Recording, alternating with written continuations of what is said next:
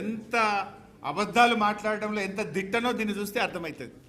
ఇక్కడ చూడండి మీరు, he stated that the working arrangement between both the states are still continuing and until unless water sharing is finalized by the tribunal under section 3 of ISRWD Act 1956 and idike happened, the question of notification of jurisdiction of board should not arise. Full stop ఇక్కడ ఉంది. ఆయన చెప్పింది కామ దగ్గర ఆయన చెప్పింది కేసీఆర్ గారు చెప్పింది ప్రాజెక్టులు కేఆర్ఎంబికి అప్పజింపే ప్రశ్నే ఉత్పన్నం కాదు అని చెప్తే దీనికి ఇక్కడి నుంచి ఇక్కడికి కలుపుతాడు. ఇది అయిపోయింది ఇంకేడికి పోయిండు. 1956 అయిపోయింది ఇంకా కేసీఆర్ గారు థ్యాంక్స్ చెప్పిండు అంటాడు. అంటే ఎంత మనిషి ఇంకేమన్నా అనాలో నాకు అర్థమైంది. ఇప్పుడు ఆ దేవుని గుళ్ళో కూడా అప్పుడప్పుడు దొంగతనం చేస్తుంటారు. ఆ గుళ్ళో దొంగతనం చేసే దొంగకు కూడా కొంత నిజాయితీ ఉంటుంది. వాడు కూడా ఏదైనా మొక్కితే ఇంత మళ్ళీ హుండీలు వేస్తాడు పోయి, లేకపోతే దేవుడికి మొక్కి తప్పైంది నేను దొంగతనం చేస్తున్నాను దేవుడిని ప్రార్థించేస్తాడు. వీడు అంతకంటే హీనమున్నాడు. మీరు చూడండి, అసలు కేసీఆర్ గారు ఉపన్యాసం ప్రారంభించినప్పుడు బేసిక్ ఎవరైనా ఒక మీటింగ్లో మాట్లాడేటప్పుడు ఏం చెప్తాము? Telangana expressed his gratitude to Union Minister for giving the opportunity and requested for the proceedings of the second Apex Council meeting to be recorded. Further, he requested that the minutes may be issued after obtaining the views of both the state governments. Honorable Union Minister informed him that the proceedings are being recorded. తర్వాత ఈ 5.2లో ఏం మాట్లాడిండో కేసీఆర్ గారు చెప్పలే. ఇక్కడ కేంద్ర ప్రభుత్వ additional secretary మాట్లాడిన కాడికెళ్ళి ఈడికి వచ్చిండు, ఈడికెళ్ళి థ్యాంక్స్ చెప్పిండు అని మీదికి పోయిండు. ఇక్కడ మీటింగ్ స్టార్ట్ అయ్యేటప్పుడు నాకు అవకాశం ఇచ్చినందుకు ధన్యవాదాలు అని స్టార్ట్ చేసిండు. తర్వాత కేసీఆర్ గారు ఏమన్నారు? Honorable CM of Telangana commented on the agenda items and recalled that immediately after the formation of state of Telangana, he had made a representation to the Ministry of Water Resources on 14th July 2014 under section 3 of ISRWD Act 1956 asking for an equitable allocation of Krishna waters. He stated that Telangana is the youngest state and every state has a constitutional right to get a fair and equitable allocation of river waters. Telangana has requested to refer the matter to a tribunal and Government of India should not have any reservation on this. Even after 7 years of the formation, Telangana state is still waiting to know about its legitimate share of waters. After 1 year, they had approached the Supreme Court. He stated that he has mentioned all this in his letter to Honorable Minister Jal Shakti and had argued to include them in the agenda of the meeting.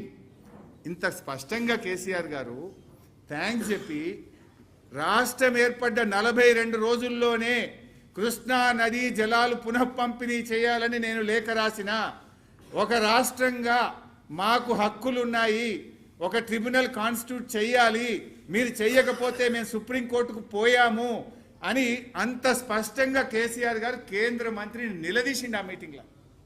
ఇది వదిలిపెడతాడు. కిందికి వచ్చి ఏం చేసిండు? తను ప్రాజెక్టులు అప్పజెప్పను అని కేసీఆర్ గారు ఇందులో చెప్తే మోకాలకు బోడగుండుకు పెట్టినట్టు దీని నుంచి దీనికి కలుపుతాడు. ఇంకా నెక్స్ట్ చూడండి మీరు, ఇందులో కేసీఆర్ గారు ఏం చెప్పిండు? 5.4లో మీరు చూస్తే ఇక్కడ నుంచి చూద్దాం.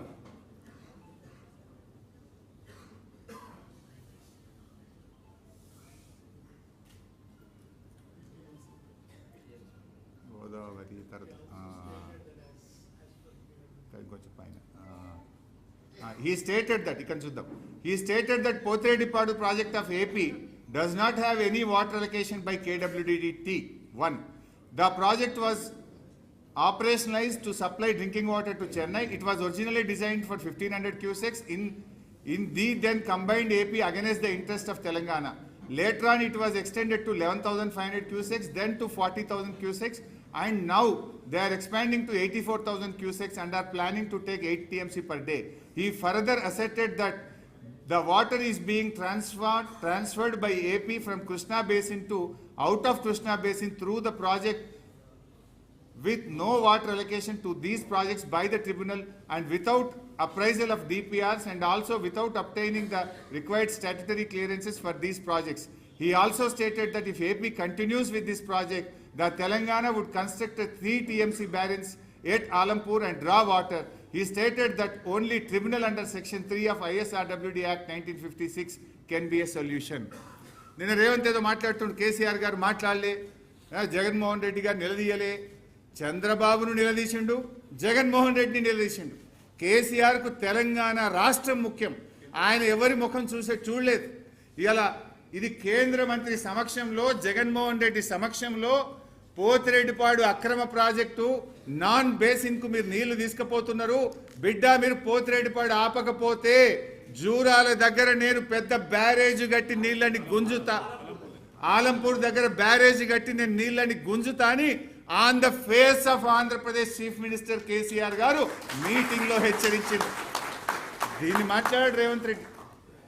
ఇది చూపాడు. నీకు అంత ధైర్యం ఉందా? నువ్వు మాట్లాడతావా?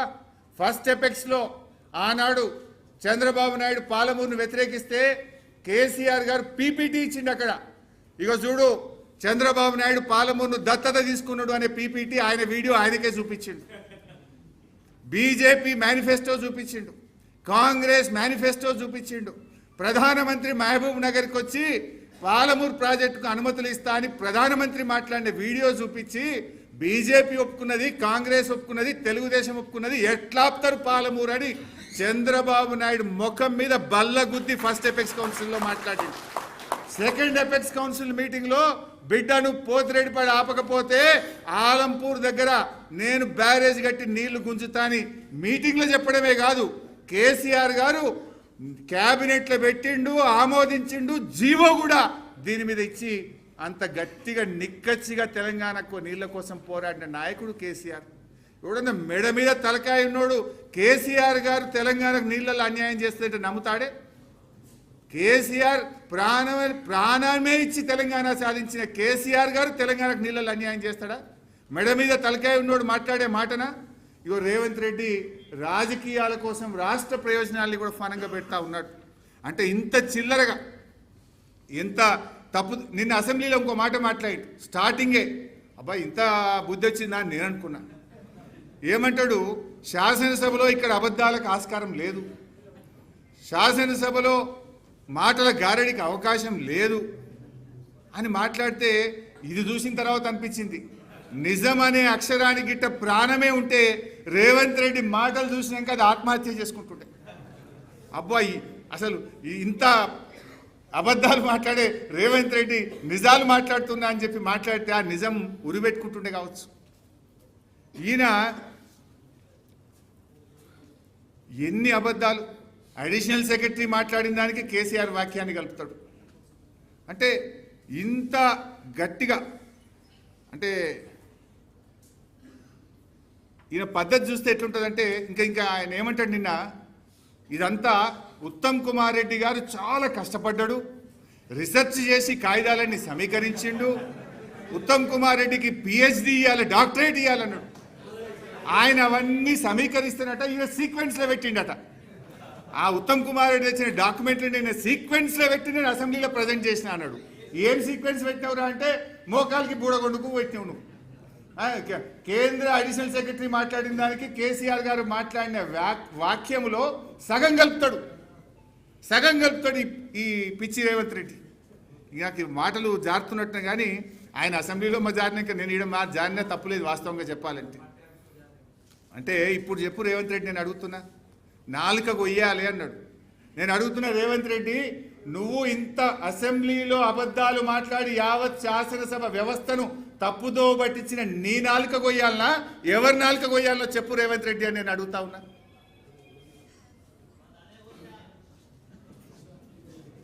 అసలు నా దృష్టిలో చీమునెత్తురున్నోడైతే, మనిషి అయితే, ఈ రకంగా శాసనసభను తప్పుదో పట్టించి ఇంత ఘోరంగా ఎక్స్పోజ్ అయినోడు చక్కగా రాజ్భవన్ పోయి రాజీనామా చేయాలి. మనిషి అయితే, చీమునెత్తురున్నోడైతే. అంటే నిండు శాసనసభను తప్పుదో పట్టించినావు పూర్తిగా. అసలు పైన 2 లైన్లు కింద 2 లైన్లు కలిపి చదువుతాడు, కిందికి వెళ్ళి మళ్ళీ మీదికి పోయి మీటింగ్ ప్రారంభంలో థ్యాంక్స్ చెప్తే ఈయన 299 ఇచ్చినందుకు థ్యాంక్స్ చెప్పిండు అంటాడు. అసలు ఈ మనిషివా నువ్వేమన్నా? సరే, నేను ఇట్లా మాట్లాడితే ఇప్పటికే నాకు తెలిసిన నా మీద దాడి చేపిస్తాడు, నా మీద అక్రమ కేసులు పెడతాడు, అవసరమైతే హత్యాయత్నం కూడా చేస్తాడు. దానికి నేనేం భయపడను. గతంలో వరద బాధితుల్ని పరామర్శించడానికి పోతే ఖమ్మంలో రాళ్ల దాడి చేసిండు. ఇంకా దీనికి నిన్న ఒక మాట అన్నాడు. ఏమంటాడు, నిన్న దేవుడి మీద ఒట్టు పెట్టుకున్నా అన్నాడు. నేనా ఏంది నిన్న అసెంబ్లీలో దేవుడి మీద ఆన అంటే నేను అంత సత్యమైన మాటలు మాట్లాడుతున్నా, ఇక దేవుడి మీద ప్రమాణం చేసినట్టు అసెంబ్లీలో మాట్లాడి ఈ పుణ్యాత్ముడు. ఈయన గతంలో రైతులకు రుణమాఫీ చేస్తా, 15 ఆగస్టులోక రుణమాఫీ చేస్తా దేవుడా అని ఆడ పోయి యాదాద్రి లక్ష్మీనరసింహస్వామి మీద ప్రమాణం చేసిండు, భద్రాద్రి రాముల వారి మీద చేసిండు, మెదక్ చర్చి మీద చేసిండు, మహబూబ్ నగర్లో జహంగీర్పీర్ దర్గా మీద ప్రమాణం చేసి దేవుణ్ణే మోసం చేసిన గనుడి రేవంత్ రెడ్డి నిన్న అసెంబ్లీలో కూడా దేవుడి మీద ప్రమాణం చేస్తున్నా, నేను సత్యమైన మాటలు మాట్లాడుతున్నా అంటాడు. ఇది సత్యమా? ఇవి సత్యమైన మాటలా?